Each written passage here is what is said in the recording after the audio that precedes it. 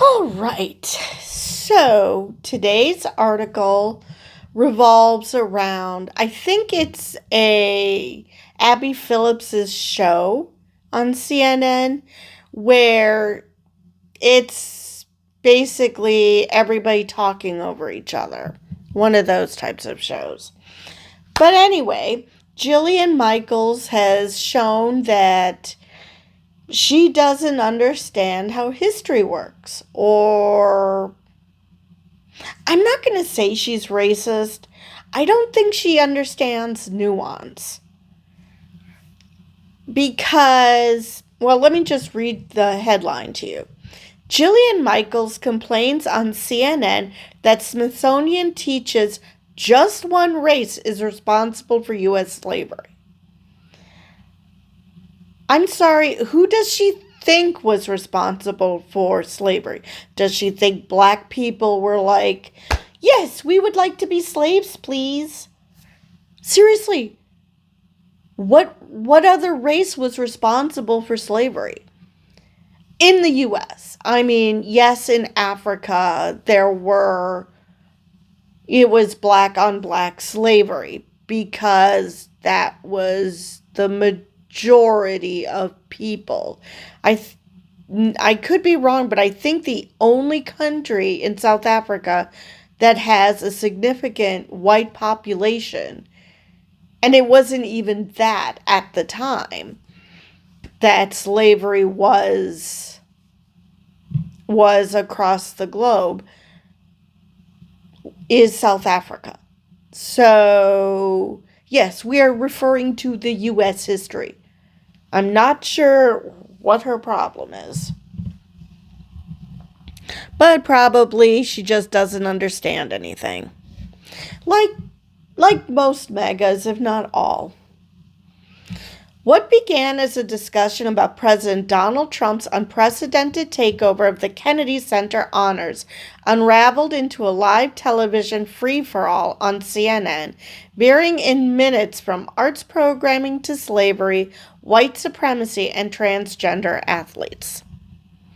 On Newsnight, host Abby Phillip opened with the news that Trump had not only handpicked the 2025 nominees, boasting he was 98% involved, but would also host the televised ceremony, a sharp break from decades of tradition in which presidents have sat in the balcony as spectators. Usually when the honorees are announced, you don't see the president doing a press conference at the Kennedy Center, Phillips said. It's not a political thing, it's a celebration of American art. U.S. Representative Richie Torres, a New York Democrat, called the move the opposite of an Oprah effect, accusing Trump of poisoning what is an iconic and historically bipartisan institution. Democratic strategist Julie Rodzinski went further, saying it was part of a larger cultural campaign. He's literally reviewing parts of American history to make sure it comports with Dear Leader and what MAGA wants. Okay, before I continue, now, I'm not sure about the political persuasion of everybody. Like, I don't know about George Strait. I think he's a MAGA. Sylvester Stallone definitely is. I think Gene Simmons from Kiss is.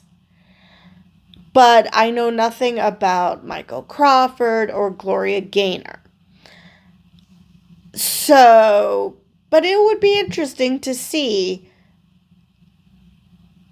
yes, this is a big honor, and usually people attend when they're honored by the Kennedy Center.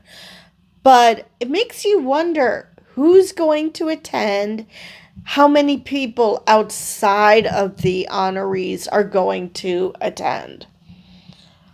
Because it used to be that it was bipartisan, that the president would show up, that, Speaker of the House.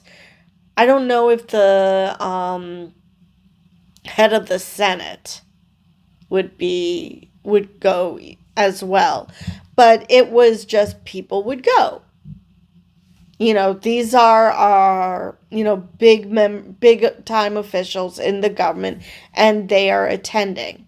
Actually, I think Chief Justice Roberts attended one year. So, it's just a nice night out to watch people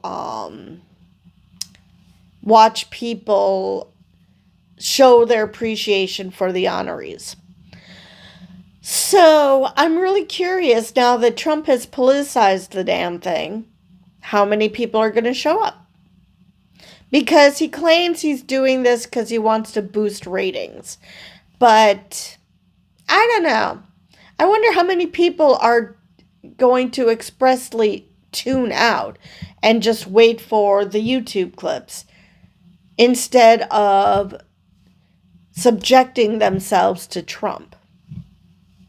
All right. Now, as far as, Trump wants to review every exhibit in the Smithsonian to make sure it purports to his interpretation of history. Now, first off, history is not about your interpretation of it. It's not about a specific person's interpretation. It is about reality.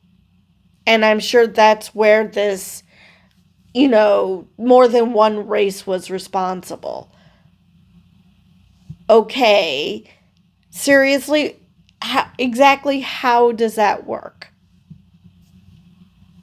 But anyway, earlier in the week, the Trump administration instructed the Smithsonian to conduct a review of its content and make corrections to exhibits that didn't comply with Trump's vision of American excellence. So I'm pretty sure that any mention of, I'm not going to say of slavery because, we have a racist in chief. So it's entirely possible that won't bother him.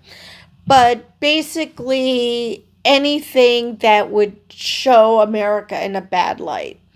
Like, I don't know, the civil rights movement and how violent that got because white people are, white bigots are assholes and they attack these black people simply because they dare to wish for something better than the way they were treated. Or possibly he would want the myth of the happy slave. It's possible that too. But anyway, getting to Jillian Michaels of it all. That's when Jillian Michaels, the fitness personality who wrote that she was not proud to be LGBTQ in a June Daily Mail Pride Month op-ed that railed against leather daddies, drag shows, and corporate stunts, jumped in. Okay, first, before we continue, so what Jillian Michaels is saying is she's ashamed to be a lesbian? I mean, I realize that log cabin Republicans are self-loathing gays, but I guess that extends to lesbians too.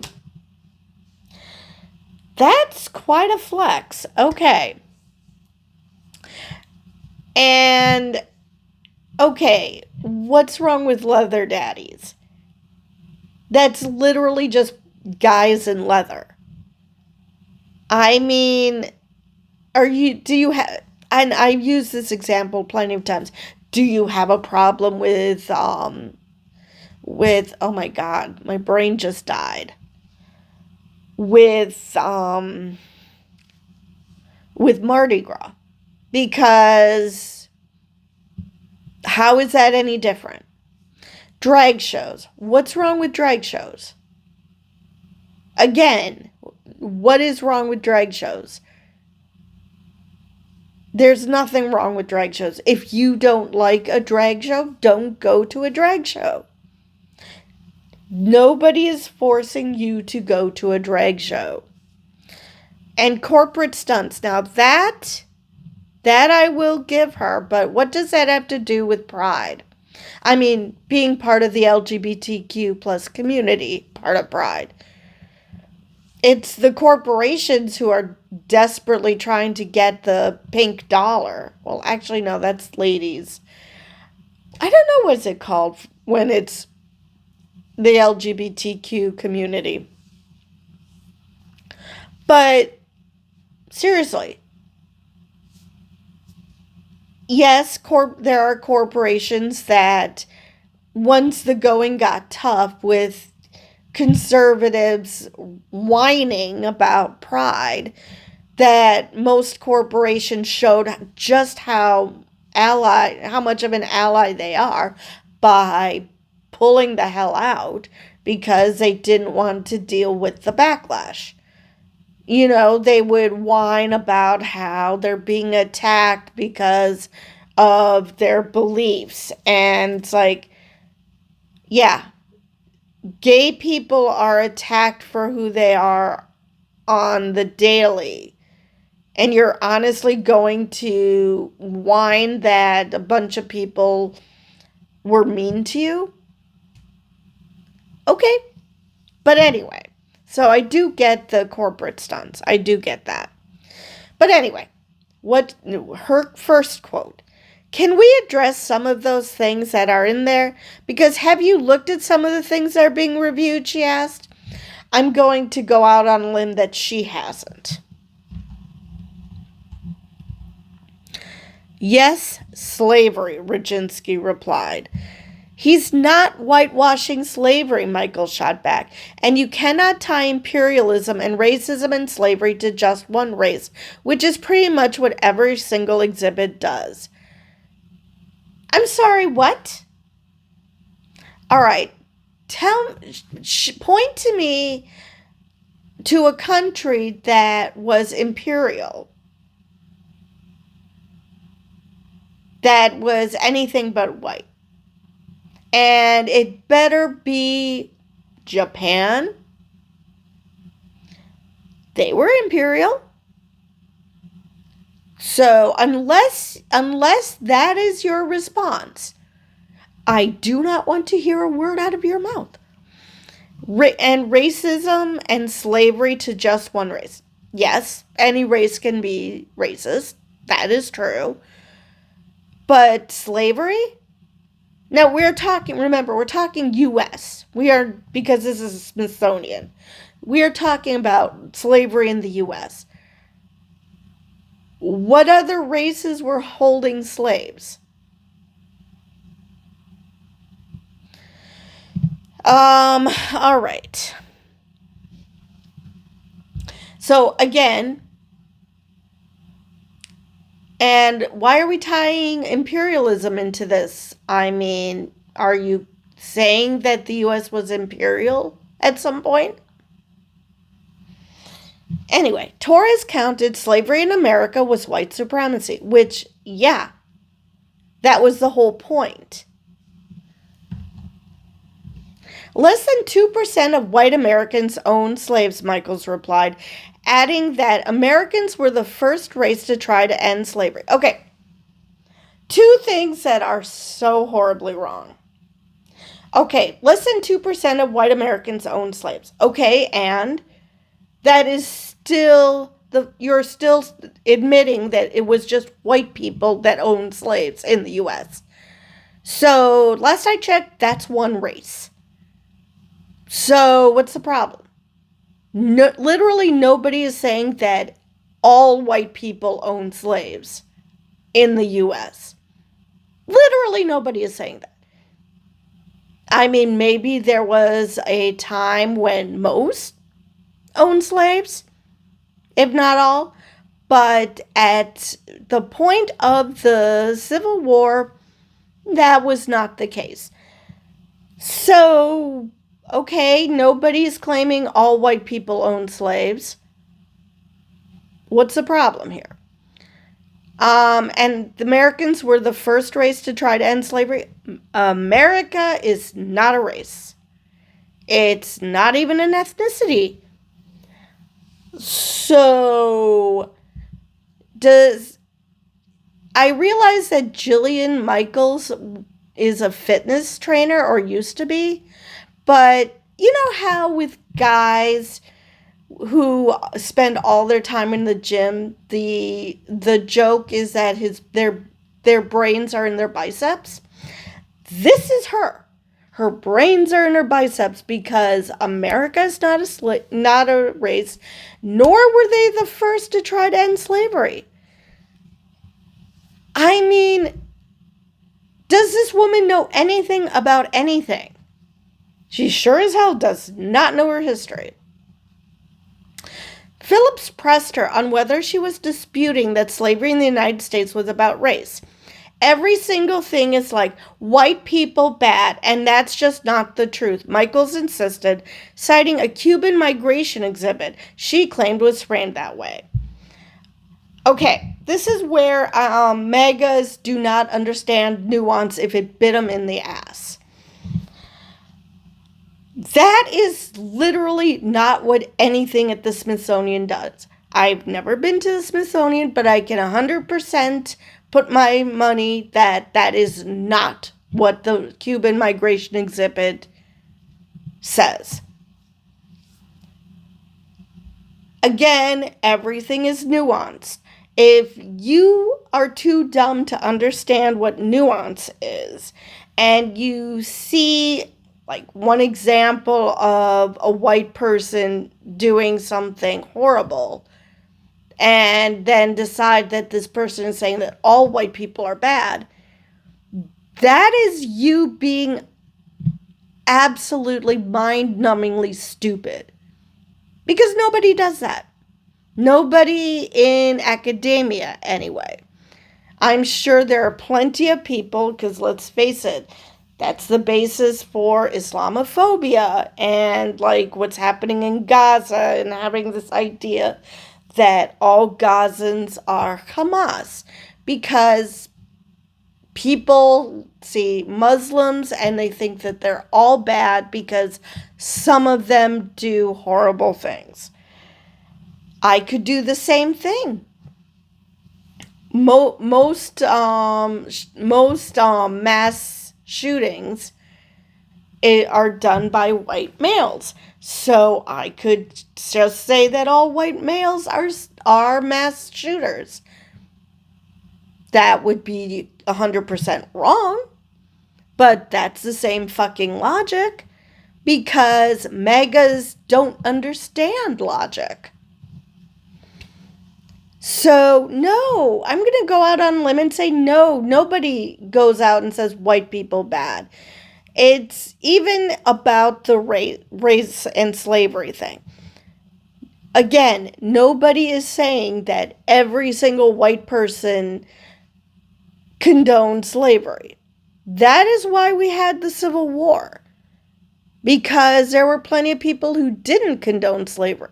Now, that doesn't mean that all those people who were against slavery weren't racist. Some of them were racist as fuck. But they also didn't think that it extended to the point of treating them like chattel. So, yeah. Then, abruptly, Michaels pivoted to the Smithsonian's Change Your Game exhibit, a family-friendly installation about sports innovation to argue against transgender athletes in women's sports. I swear, MAGAs have only 2 or 3 arguments and they just repeat them ad nauseum because they're incapable of learning shit. And then they humiliate themselves when they talk to people who actually understand how the world works. She dismissed the exhibit's discussion of gender testing as complex, calling it basic science, XX chromosome, XY chromosome. Okay. I'm going to say that this schmuck never got past biology, and I mean high school biology, and just like all transphobes, thinks that you learn something in basic biology and that's all that exists. There is no advanced biology, there's no advanced science, because everything is like this. Seriously, again, intersex people exist. Explain that. You can't because you do not understand anything. Yes, most people probably have XX chromosomes if they're female or XY chromosomes if they're male. Examples have been shown where that's not the case. So, no, I mean, I can assume that I have XX chromosomes, but until it's actually tested, I don't know for sure. Now, I'm pretty confident because I'm not even remotely in the category where I would think that I might be intersex or whatever. So I'm pretty confident it would be XX. But literally, until it's tested, we do not know for a fact. It is not 100% proven. So, yes, the people who keep screaming basic science don't actually understand science because there's no such thing as basic science. I mean, we have models that we were given in high school of what DNA looks like, what molecules look like. Actually, I can't remember which one it is.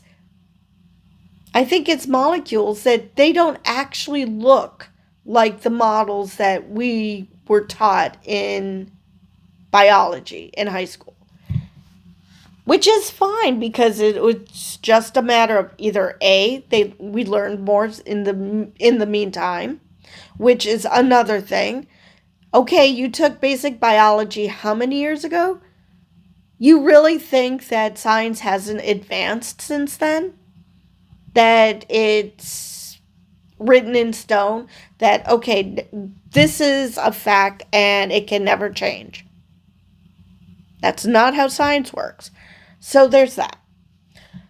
Then there is the fact that things get simplified when you're that young. When you learn basic anything, everything is simplified so it's easier to understand the concept.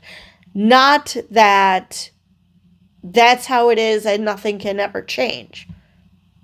No, that's not how anything works. Do you know that when you walk in the front door, the first thing that you see is the gay flag? Okay, what's wrong with that? Michaels had complained earlier in this segment. Okay? Again, what's wrong with that? If that is true, which I wouldn't trust her as far as I could throw her, but even if that's true, so I mean, it's their exhibit. Now, we don't know when she went. Did she go in June? Because, of course, they would emphasize gay pride because it's literally Pride Month. So, it depends on when you went. Is she fucking lying? I mean, there's so much to this. Because, like I said, I don't trust her. First of all, we don't have time to litigate all of this, Phillips interjected. Of course we don't, Michaels replied, accusing Phillips of trying to racialize her comments. Just to be clear, you brought up race, Phillips said. This was a conversation about the arts, and you brought up slavery and the question of whether it was about race. The answer is yes. Slavery in the United States is about race. Exactly. I mean, the reason whites decided that black people make good slaves is because of their darker skin. They could stay out in the sun longer. So yeah, it was totally about race. I mean, how it sounds like MAGAs feel guilty about slavery And instead of accepting that there were white people who did horrible things, have internalized it. And instead of dealing with the guilt, which they literally should not be having,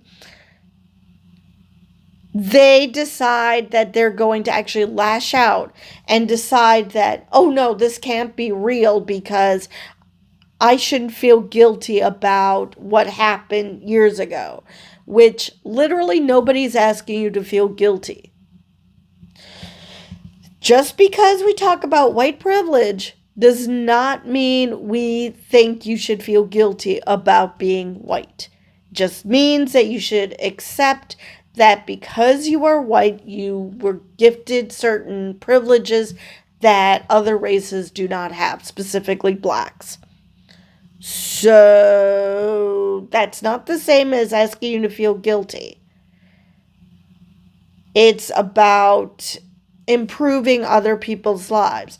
If you do truly feel guilty, you should be helping black people improve themselves to make up for all the crap that they went through in history, yes, at the hands of white people. Again, that doesn't mean that all white people did this. It's not saying that every white person should feel guilty. It just means that that's a fact. That's how white people treated black people throughout history, especially in the US. I'm sorry you feel guilty about that. And I'm sorry that you're lashing out because you don't want to accept that that happened. Nobody's asking you to feel guilty. And if you do, that is on you, not on anybody else. Nobody is forcing that on you. Axios Media reporter Sarah Fisher eventually steered the conversation back to the Kennedy Center, noting that while Trump's honoree list wasn't the most MAGA ceremony ever, his decision to host and his allies' moves to rename the venue marked a new phase in politicizing an institution once considered above the partisan fray. And that is the end of that article. And, I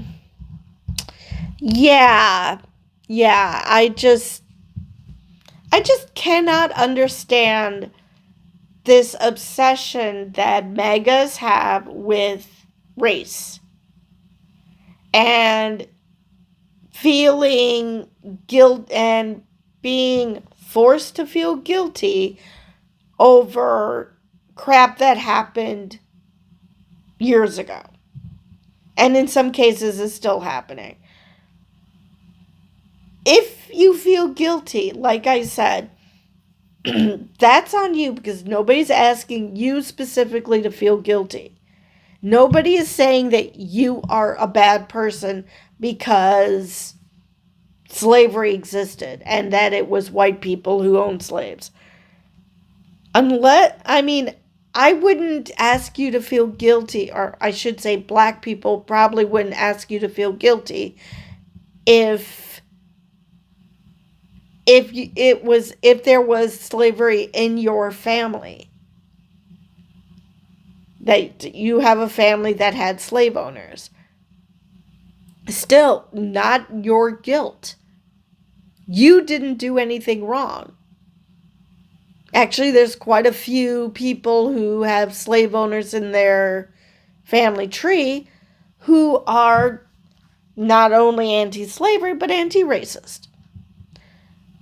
So, nobody is telling you that you should feel guilty because your ancestor had slaves. Nobody's asking you to do that. So, why are we fixated on going the exact opposite way and saying that, this is just painting a broad brush on white people when nobody is doing that? Anyway, I believe that is all I have for this video. And with that, I will see you guys in the next one.